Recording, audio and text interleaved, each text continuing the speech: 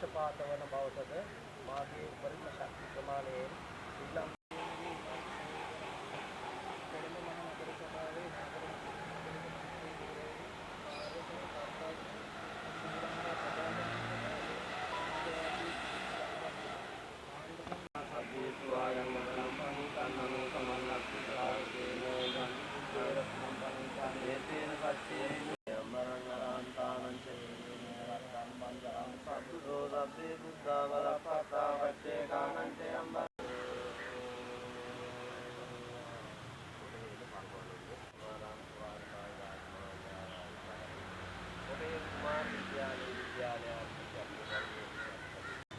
අපි කලින් හිතාගෙන හිටියා ඔබතුමා නගරාධිපති කියලා. නමුත් දැන් නගරාධිපති තෝරන තීරක බලය වගේ වෙලා තියෙනවා. දැන් කොහොමද ඉදිරි වැඩ කටයුතු? ඇත්ත වශයෙන්ම දැන් අද 58යි 59යි 57යි 58යි. ඉතින් අද ඇත්තටම නගරාධිපති මම කියලා මට හිතාගන්න පුළුවන්. අද වෙනකන් කිසිම ප්‍රධාන පක්ෂයකට නගරාධිපති අපේක්ෂකයා තෝරගන්න බැරි තරම් අභියෝගයක් ඇති වෙලා තියෙනවා. ඒ කාගෙන්ද ඒක තියෙන්නේ කියන එක අද රටේ ජනතාවට හිතන්න පොඩ්ඩක් කාලයක් තියෙනවා නේද මේ ගැන? හොඳයි කෙලින්ම අහමුකෝ. දැන් ඔබතුමා අද දිවුරුම් දුන්නා. ඒ කියන්නේ කාටද සහයෝගය දෙන්නේ? මම අද ඇත්තටම මගේ ජීවිත කතාවේදී මං අද ඇත්තටම හිතපු නැති දැකපු නැති සිහිනයක් ඉෂ්ට වුණා වගේ දෙයක් වුණා. මොකද මම മന്ത്രിවරයෙක් වෙන්න කියන අදහසකින් මම මේ අපේ උතුරු කොළඹ ඉන්න සියලු ජනතාව සමග අවුරුදු 25ක් තිස්සේ අත්වල් බැඳගෙන ඔවුන්ට උදව් උපකාර කරමින් සිටියේ മന്ത്രിවරයෙක් වීමට නොවේ.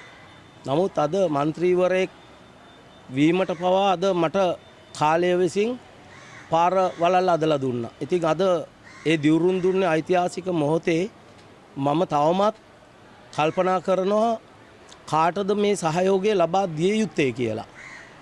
මොකද අද දැකලා තියෙනවා වර්තමාන රජයත් ඔයිට කලින් තිබිච්ච රජයවලුත් හැම කෙනාම දේශපාලන තරඟ බිමේ සිටියට ජනතාවගේ අයිතිවාසිකම් වෙනුවෙන් කවුරුත් හරියට පිළිතුරක් දීලා නැහැ තවමත්. මොකද උතුරු කොළඹ මං ජීවත් වෙන මගේ උතුරු කොළඹ පළාතේ ජනතාව ගොඩාක් දුක් විඳින්මින් සෑහෙන්න ලොකු ප්‍රශ්න වලල්ලක සිටින බව මම දකිනවා. ඔබ පුතත් එක්ක තමයි කොළඹ නගර සභාවට යන්නේ. ස්වාධීන අපේක්ෂකයෙක් හැටියට ඉදිරිපත් වෙලා දෙන්නෙක්ට ආසන හම්බෙච්ච තැනක්. ඉතින් මේක තීරක බලයක් නේ. ඔබතුමාට කෙලින්ම ප්‍රකාශයක් කරන්න පුළුවන් නේද මේ ප්‍රසිද්ධ මාධ්‍ය ඉන්න වෙලාවේ කාටද සහාය දෙන්නේ කියලා? ඇත්ත වශයෙන්ම කියනවා නම් දැන් මේ වෙලාවේ මේ ජයග්‍රහණය ලැබුවේ මා නොවේයි. මගේ කොළඹ මහනගර සභාව තුළ මට ඡන්දය ප්‍රකාශ කරපු සියලු කොට්ටාසවල ඉන්න මේ ජනතාවගේ මේ ජයග්‍රහණය. ඔවුන් වෙනුවෙන් මම යම්කිසි නිහඬ තීරණයක සිටිනවා. මොකද මේ මා ලබන ජයග්‍රහණයට වැඩිය මං ජනතාව වෙනුවෙන් මේ ජයග්‍රහණය ගෙන යා යුතුයි. ඒ නිසා මම තවදුරටත් තව කල් තියෙනවානේ 16 වෙනිදානේ තෝරන්නේ. කියනවා රහස් ඡන්දෙන් තෝරනවා කියලා ප්‍රසිද්ධිය කරනවා කියනවා. නමුත් තවමත් බැරි වෙලා තියෙනවා නගරාධිපති අපේක්ෂකයා හරියට කිසිම පක්ෂයකට මේ තීරණයක් ගැනීමට. ඉතින් මම විශ්වාස කරනවා ජනතාවට උදව් උපකාර කිරීමට මාහට ශක්තියක් දෙන කුමන පක්ෂයක හෝ අඩුම වශයෙන් මා ඉල්ලා සිටිනවා උපනගරාධිපති ධූරය හරි මාහට ලබා දීමට කටයුතු කරන පක්ෂයකට.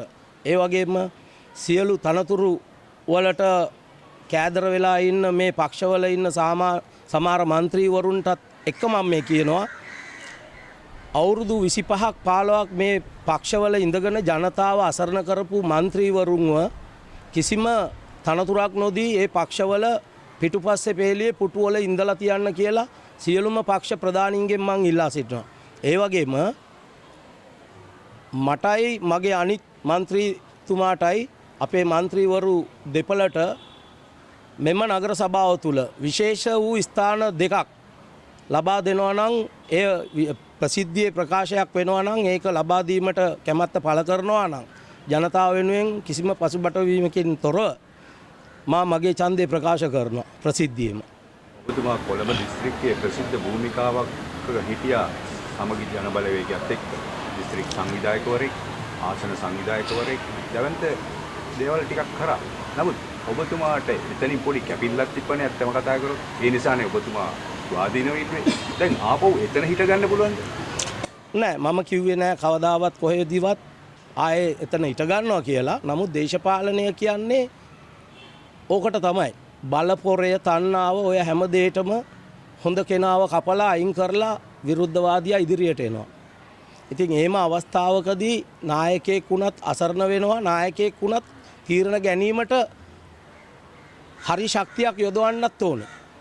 නායකයා අසරණත් වෙනවා. නායකයා තීරණ ගැනීමටත් පසුබට වෙනවා. එතකොට ඒ වෙලාවේදී නායකයෙක්ගේ යුතුයකම නායකයෙක් කරන්න ඕනේ. මං හිතනවා උතුරු කොළඹ නායකයා මමයි කියලා.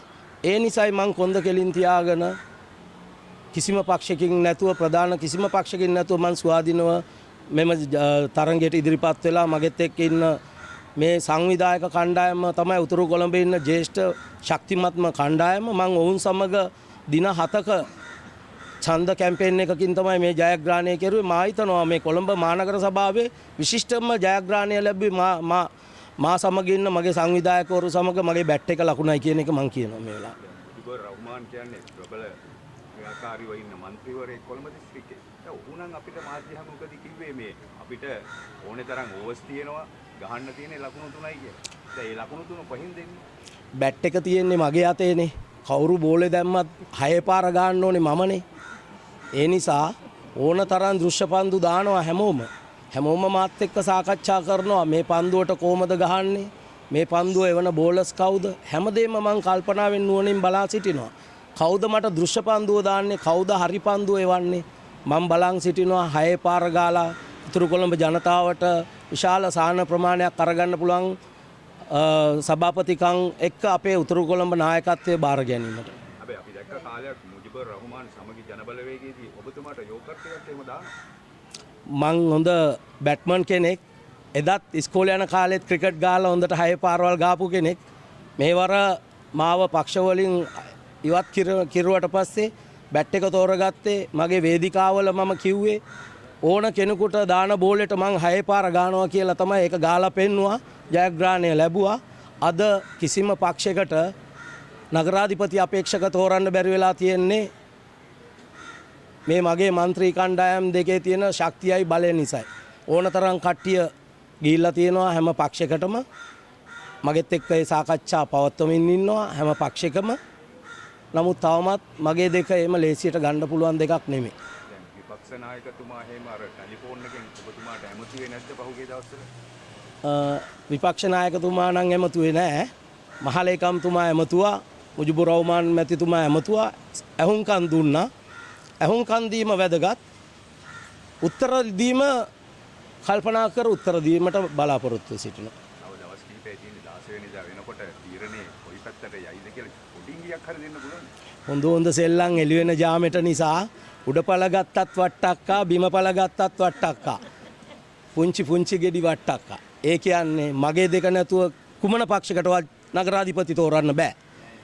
මම ඡන්දය ප්‍රකාශ කරන පක්ෂය තමයි මේ කොළඹ මහනගර සභාවේ නගරාධිපති ධූරයට පත් වෙන්නේ.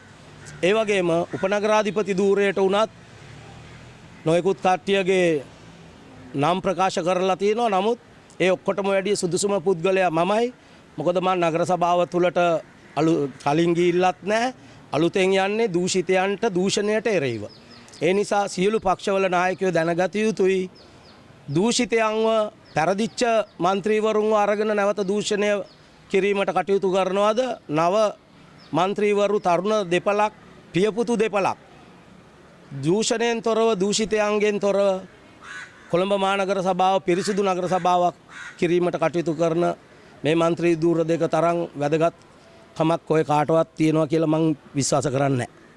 අවසාන වශයෙන් දැන් ඔබතුමා අන්තිමටම පොඩ්ඩක් මේ පොඩි ට්‍රැක් එකක හිටියයි කියලා අර පිටත් අරගෙන මේ පොඩ්ඩක් අර දූෂිත නැහැ කියන පැත්තකට යනවා කිව්වහම NPP එක වගේ නේ තේරෙන්නේ.